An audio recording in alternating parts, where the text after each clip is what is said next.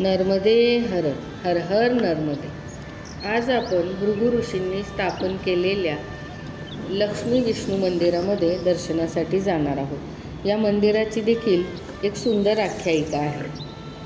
आपल्या दैनंदिन जीवनात बरेच वेळा अशी माणसे भेटतात की एखाद्याला सहन करून घेणाऱ्या व्यक्तीची अगदी शेवटच्या टोकापर्यंत सहनशक्तीचा अंत पाहण्यात फार मजा येते। समोरचा किती शांत राहिला तरी त्याला चीड आणण्यास प्रवृत्त करणार, अगदी त्रस्त करून सोडणार आणि मग ती व्यक्ती शब्दातून व्यक्त करताना सापडली की बरोबर चिमटीत पकडणार। मी आजवर बरेच वेळा अनेक ऋषीमुनींच्या भागवतांमध्ये अभ्यास केलेला आहे आणि त्यामध्ये मला असे आढळले की प्रत्येक ऋषींचे व्यक्तिमत्व हे एका वेगळ्या चौकटीत बसणारं होतं आणि या ऋषीमुनींचाच हा पुढे सगळ्या जनलोकाचा विस्तार झालेला आहे। जेव्हा जेव्हा अशी माणसे मला भेटतात त्यावेळेस मी त्यांना त्या चौकटीत बसवण्याचा प्रयत्न करत असते आणि खरोखर हे वर्णन त्या ऋषीमुनींशी मिळते जुळतेच आढळते।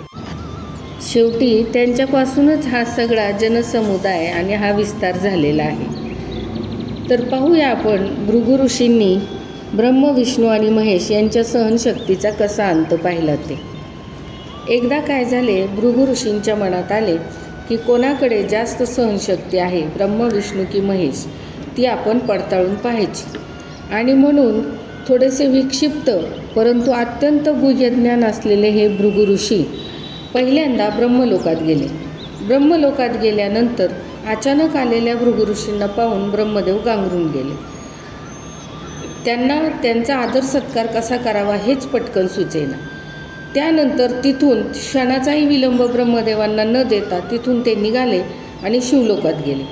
शिवलोकात गेल्यानंतर त्या ठिकाणी शिव आणि पार्वती सारीपाट खेळत होते। अगदी अचानकपणे भृगु ऋषी समोर येऊन उभे राहिले म्हटल्यानंतर त्यांना सावरण्यास देखील वेळ न देता भृगु ऋषी क्रोधी होऊन त्या ठिकाणावरून निघाले आणि विष्णू लोकात गेले। मग त्या ठिकाणी विष्णू भगवान महालक्ष्मीसह शेषशय्येवर निद्रिस्त होते आणि त्या ठिकाणी त्यांचा राग सगळाच व्यक्त झाला।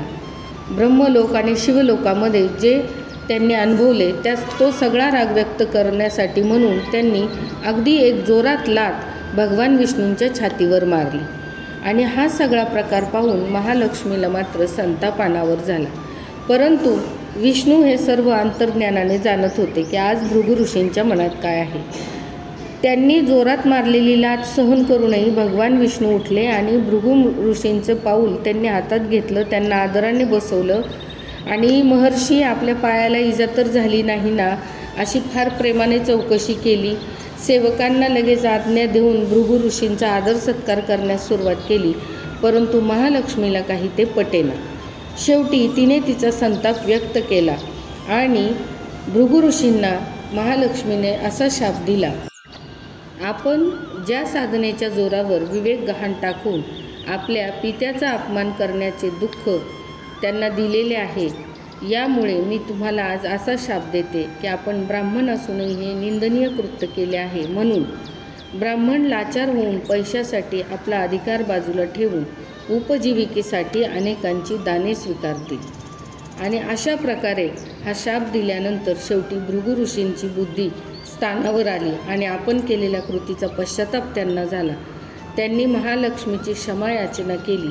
तेव्हा क्षमायाचना केल्यावर महालक्ष्मीने त्यांना असे वरदान दिले की जो कोणी नित्य उपासना, शिवपूजन, एकादशी व्रत करेल त्याला या शापाची तीव्रता कमी जाणवेल।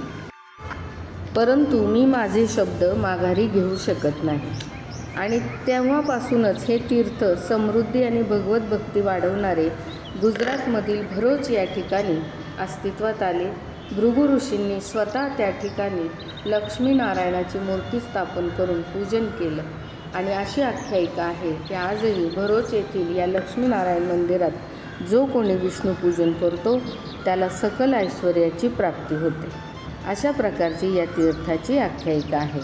नर्मदे हर हर हर नर्मदे।